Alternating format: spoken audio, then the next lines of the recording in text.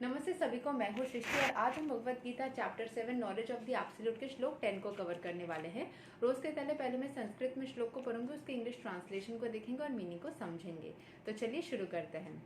बीजाम mama सर्वा भूतानां विद्धि परथा सनातनां बुद्धिमताम् आस्मि तेजस्विनाम् अहम्।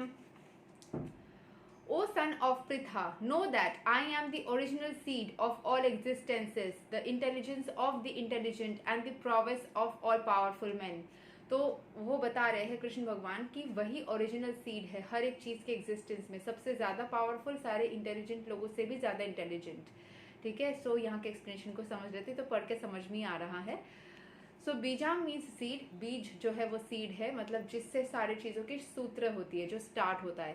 सो Krishna is the seed of everything. There are various living entities, movable and inert, birds, beasts, men and many other living creatures are moving living entities.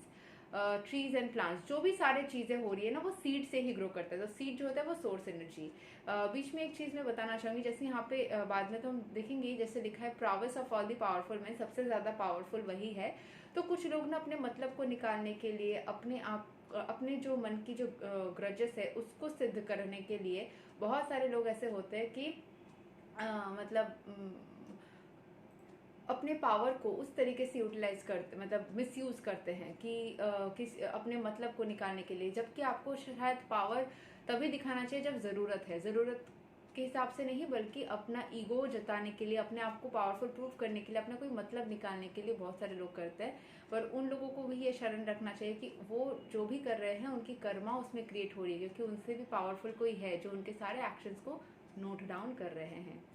Okay, सो आगे बढ़ते हैं। Trees plants however are inert, they can not move but only stand.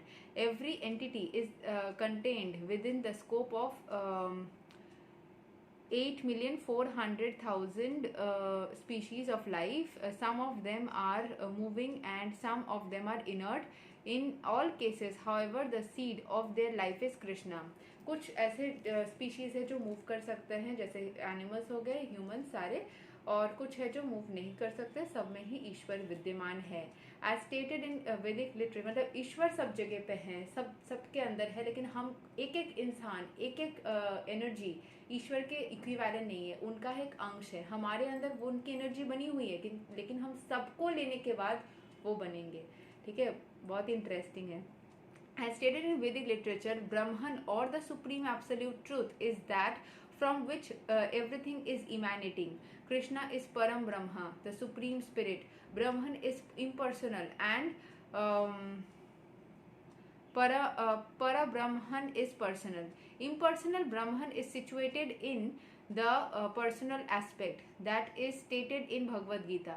Therefore, originally, Krishna is the source of everything. He is the root.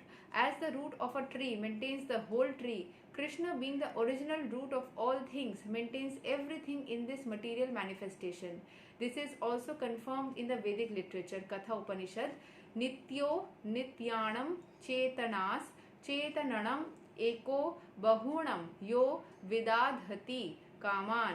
He is the prime eternal among all eternals.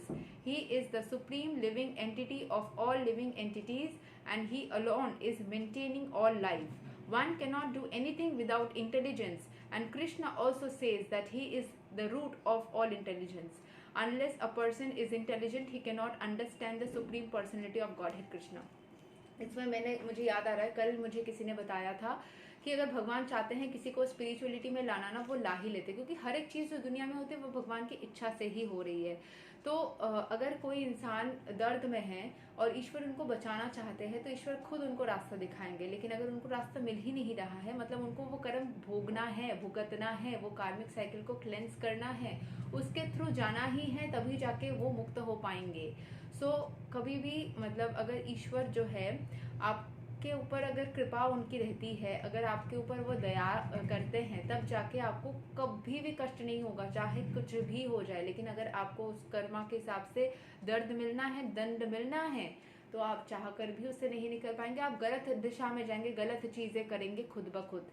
क्योंकि क्योंकि मैं tarot reading भी करती हूँ, astro cycles भी देखती हूँ। मैंने खुद देखा है ऐसे बहुत सारे लोगों के चार्ट्स में, खुद के ज़िंदगी में, खुद के फैमिली में, कि अगर आपका कोई बहुत ख़राब फेज़ भी चल रहा है लेकिन उसमें कोई प्रभाव महसूस ही नहीं हुआ। वो क्यों नहीं हुआ? क्योंकि भगवान कृष्ण बोलिए, आप गणपति बोलिए, जिस किसी फॉर्म में बोलिए, भगवान आपके साथ थे।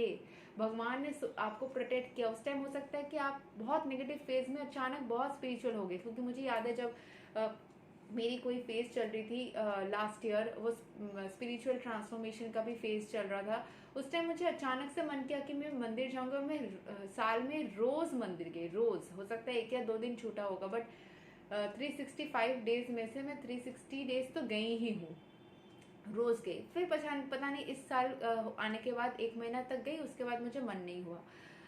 जो फेजेस होती है ना, जिसमें जैसा आपको चाहिए, मतलब ज़रूरत थी, उसमें मुझे बहुत सारे अप्स एंड डाउन्स हुआ, बहुत सारे ऐसे चीज़ें घटना घटी जिससे मैं हर्ट हुई। बट उस मंदिर में जाके प्रेयर करना मैंने बंद नहीं किया।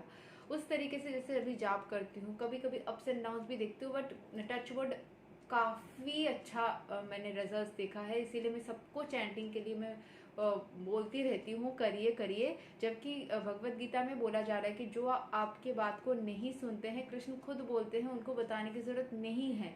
बट हम जो भक्त होते हैं उनके, वो इतना दया रखते हैं मन में, हम खुद चाहते हैं कि दूसरे की भी मदद हो जाए, वो भी इस कष्ट से निकल जाए, तो हम कोशिश करते हैं।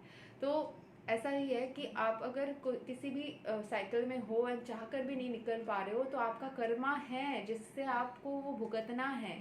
स्पिरिचुअलिटी को या तो पकड़ लो। बहुत कोई बोलते हैं मुझे स्पिरिचुअलिटी के लिए मन ही नहीं होता, मतलब आपको साइकिल के थ्रू जाना ही है। ईश्वर की कृपा बरस जाएगी तो आपको खुद ब खुद मन होगा। कोशिश करिए जब भी किसी भी साइकिल में रहे, चाहे अच्छे से अच्छा, बुरा से बुरा, बीच में कुछ भी हो, स्पिरिचुअलिटी को ज़रूर से ज़रूर पकड़ें और अपनी ज़िंदगी को खूबसूरत बनाएं। यही तो था श्लोक number 10 of Bhagavad Gita chapter 7। अगले वीडियो में हम श्लोक 11 को कवर करेंगे। तब तक के लिए हरे कृष्ण, राधे राधे, जय श्री राम।